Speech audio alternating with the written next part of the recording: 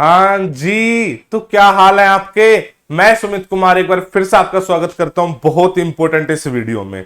इस वीडियो में मैं डिटेल कंपैरिजन बताने वाला हूं कि आप बीटेक करते हो आईआईटी एनआईटी या किसी भी अच्छे कॉलेज से या प्राइवेट कॉलेज से, मतलब somehow you do BTech from very prestigious institution से लेके नॉर्मल इंस्टीट्यूशन से, वर्सेस आप बीटेक करते हो इंडियन आर्मी या फिर नेवी से। बहुत लोगों को तो मेरे हिसाब से इसके बारे में पता भी नहीं होगा कि होता क्या है। आपको डिटेल्ड चीजें बताने वाला हूं, वीडियो को एंड तक देखना। पसंद आए तो लाइक शेयर सब्सक्राइब जरूर करना। देखिए होता क्या है, क्लास 12th के बाद जो बच्चा नॉन मेडिकल साइंस का स्टूडेंट होता है वो सोचता है कि यार उसको अच्छे से अच्छे कॉलेज में बीटेक करनी है, जिसके लिए वो नॉर्मली जेई की तैयारी करता है। वो जेई की तैयारी करने के बाद ऑब्वियसली एक हार्ड कंपटीशन फाइट करने के बाद उसको आईआईटी एनआईटी कुछ स्टेट गवर्नमेंट कॉलेज या जहां भी बेसिकली एडमिशन मिलता है, 4 साल तक वो वहां पे पढ़ाई करता है, स्ट्रगल भी करेगा, ऑब्वियसली स्ट्रगल तो करेगा ही करेगा, एंड फाइनली फिर वहां से प्लेसमेंट लेता है। यहीं पे अगर मैं बात करूं जो टीएस और नेवी टेक है, ये टीएस बेसिकली जो एंट्री है ये निकालती है हर साल 2 बार इंडियन आर्मी, एंड जो नेवी टेक है ये निकालती है हर साल 2 बार इंडियन नेवी। ये दोनों ही जो आर्म फोर्सेस हैं ये बीटेक कराते हैं। सबको पता है डिफेंस फोर्सेस में भी इंजीनियर्स चाहिए होते हैं। जैसे अभी मैं इसको क्यों वीडियो बना रहा हूं, बिकॉज अभी एक वैकेंसी निकली हुई है, that is technical entry scheme 51th course, जो कि इंडियन आर्मी ने बेसिकली लॉन्च करा हुआ है या नोटिफिकेशन निकाली हुई है। इसकी जो वैकेंसी की बात करूं मैं आपको, हर बार साल में 2 बार निकलती है, हर बार 90 वैकेंसीज के अप्रोक्सीमेटली होती है। वहीं नेवी टेक की बात करूं तो वही 35 वैकेंसी के आसपास होती है। मैं प्रोसेस समझा देता हूं, दोनों में डिफरेंस भी आपको समझ में आ जाएगा। इसमें होता क्या है, जो बच्चा नॉन मेडिकल साइंस जिसने करी हो और जिसने जेई का एग्जाम दिया हो, सिर्फ एग्जाम दिया हो, वो इस फॉर्म को भर सकता है, फिल कर सकता है। फिर उसके बेसिस पे वो लोग अपनी शॉर्ट लिस्टिंग निकालते हैं और उसके बाद इंटरव्यू होता है। बहुत ही सरप्राइजिंग फैक्ट बता रहा हूं आपको, बहुत ज्यादा जो बच्चे जेई वे की तैयारी करते हैं उसको पता नहीं होगा। जिस बच्चे ने पिछली बार की बात कर रहा हूं मैं, जिस बार कट ऑफ सो कोल्ड बहुत ज्यादा लो चली गई थी, लो का मतलब है बहुत कम रैंक, फिर भी जो थी बताता हूं। टीएस की बात करें तो पिछली बार जिस भी बच्चे ने फॉर्म अप्लाई करा और उसकी रैंक 2.5 लाख तक थी, 2.5 लाख सीआरएल जिसकी थी, उसको इंटरव्यू की कॉल लेटर आई थी। यह बात कर रहा हूं टीएस की जो इंडियन आर्मी निकालती है। वहीं पे जो नेवी टेक था, नेवी टेक में 3,17,000 समथिंग, अप्रोक्सीमेटली 3,18,000 तक जिसकी रैंक थी, उसको कॉल लेटर आया था इंटरव्यू का। ये इंटरव्यू क्या होता है, ये एसएसबी इंटरव्यू बोलते हैं, जो 5 दिन का इंटरव्यू होता है। एक डिफिकल्ट इंटरव्यू प्रोसेस होता है फॉर श्योर, बिकॉज यार आप यहां पे जब चले जाओगे आफ्टर ट्रेनिंग, सीधा लेफ्टिनेंट सब लेफ्टिनेंट पद पे आप जाओगे, तो ऑब्वियसली बात है कुछ आपके अंदर वो देखेंगे, तो वो सब कुछ जो है उस इंटरव्यू प्रोसेस में ही देख लेते हैं। हम इसके बारे में इतने अच्छे से क्यों बता पा रहे हैं, बिकॉज हम एट एलडब्ल्यूएस एसएसबी ने पिछली बार इस एंट्री में बहुत ताबड़तोड़ रिकमेंडेशन दिए हैं। बच्चे जो जेई की तैयारी कर रहे थे, सम हाउ जेई में उतनी अच्छी रैंक नहीं आई कि उनको आईआईटी एनआईटीज मिले, ये अपॉर्चुनिटी पता लगी, यहाँ पे अप्लाई करा, हमारे साथ जुड़े, तैयारी करे, एंड अल्टीमेटली आज वो अकेडमीज में पहुंच चुके हैं, ट्रेनिंग कर रहे हैं। आफ्टर ट्रेनिंग जब वो निकलेंगे 4 साल, सीधा लेफ्टिनेंट सब लेफ्टिनेंट बन के निकलेंगे। तो वो आप भी जुड़ सकते हैं, अगर आप फॉर्म अप्लाई करोगे तो आप भी जुड़ सकते हैं, आप भी तैयारी कर सकते हैं। मैं फायदे नुकसान बता देता हूं एक बार दोनों के, आपको समझ में आ जाएंगे चीजें। यहां पे क्या हो गया, एक बार 12th के बाद जो पूरा रिकमेंडेशन वाला प्रोसेस है, अगर ये हो गया, आप अकेडमी पहुंच गए, तो इसमें आपकी 2 फेज में ट्रेनिंग होगी।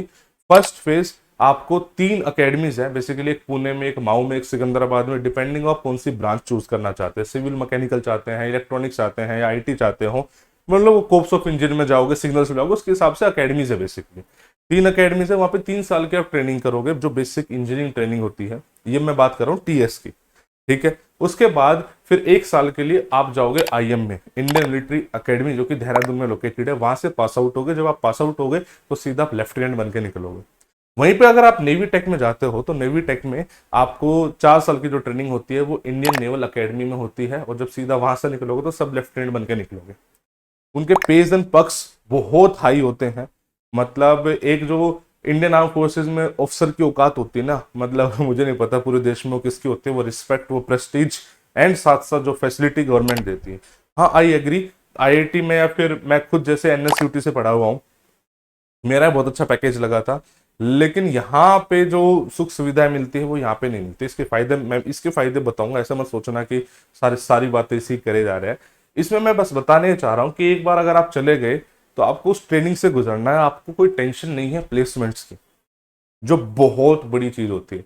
जब मैं एनएसयूटी गया तो मुझे लग रहा था कि यार तू इतने अच्छे कॉलेज में चला गया सुमित, आईआईटी उस टाइम पे एनएसयूटी की रैंक पूरे इंडिया में 17th हुआ करती थी, 17 18 ऐसे कुछ रैंक थी, ठीक है। तो मतलब इतने अच्छे कॉलेज में तू चला गया इंडिया के में, अब तो क्या ही चाहिए, जिंदगी एकदम सॉर्ट आउट है। बट वहां पे जाकर रियलाइज हुआ कि ये तो रेस की शुरुआत है, आपको हर वक्त लड़ते रहना है, और अल्टीमेटली प्लेसमेंट के टाइम पे तो बहुत जबरदस्त रेस है। और जब आप प्लेसमेंट ले लोगे किसी मतलब कंपनी में चले जाओगे तो वहां पे फिर अलग रेस है, वो रेस कभी खत्म ही नहीं होती है। एक मतलब उस टाइप का माहौल है। लेकिन फायदे भी है।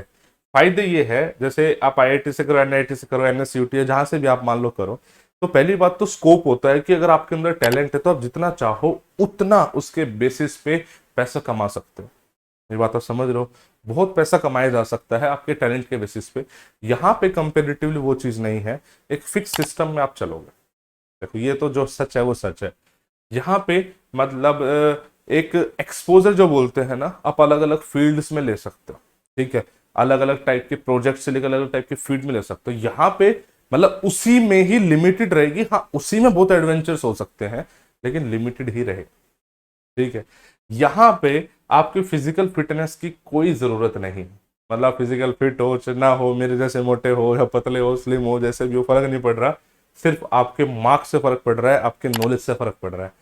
यहाँ पे वो सेकेंडरी है, पहली चीज होती है फिजिकल फिटनेस, बिकॉज उसके बिना आप अंडर ट्रेनिंग जा ही नहीं सकते। बात समझ रहे हो। अब हर बंदे की अपनी चॉइसेस होती है, कोई क्या चूज करता है, कोई क्या चूज करता है। किसी को ये वाली लाइफ ज्यादा अट्रैक्ट करते हैं कि मैं भाई अपने हिसाब से पैसे कमा सकता हूँ, बाहर सेटल्ड हो सकता हूँ, अपने टैलेंट के हिसाब से कमा सकता हूँ। किसी को ये सोशल जो प्रेस्टीज है ये ज्यादा पसंद आती है। ओवरऑल अपनी इंडियन सोसाइटी में एक्सेप्टेंस इसकी ज्यादा है, ठीक है। एक ऑफिसर अगर होगा ना आर्म फोर्सेज में, तो उसकी वैल्यू थोड़ी सी अलग ही होती है, उसका जो सो कोल्ड भोकाल अलग ही होता है, ठीक है। इसमें ज्यादा भोकाल ऑब्वियसली आईआईटी वाले बच्चों का होता है, ठीक है, कि आईआईटी गया है, आईआईटी गया है, वो भी जो 5-6 आईआईटी टॉप है उसकी थोड़ी सी बात ही अलग होती है, ठीक है। तो अब आपको चूज करना है। मेरा तो काम था आपको बताना कि ऐसी अपॉर्चुनिटीज एग्जिस्ट करती है, बहुत लोगों को पता ही नहीं होता है। आप एक बार मतलब इस पूरी नोटिफिकेशन से गो थ्रू करना जो अभी इंडियन आर्मी ने निकाली हुई है, joinindianarmy.nic.in बेसिकली ये वेबसाइट है उनकी। आप उस पर जाओगे, कंप्लीट नोटिफिकेशन आपको मिल जाए, आप पूरा पढ़ो, देखो, समझो। कोई और किसी टाइप की कोई डाउट हो मुझे कमेंट सेक्शन में बताना, I will try to help you out. यही बातें मुझे बतानी थी। आई होप कि आपको पसंद आई तो लाइक शेयर सब्सक्राइब जरूर करना यार, ठीक है। तो जय हिंद, जय भारत।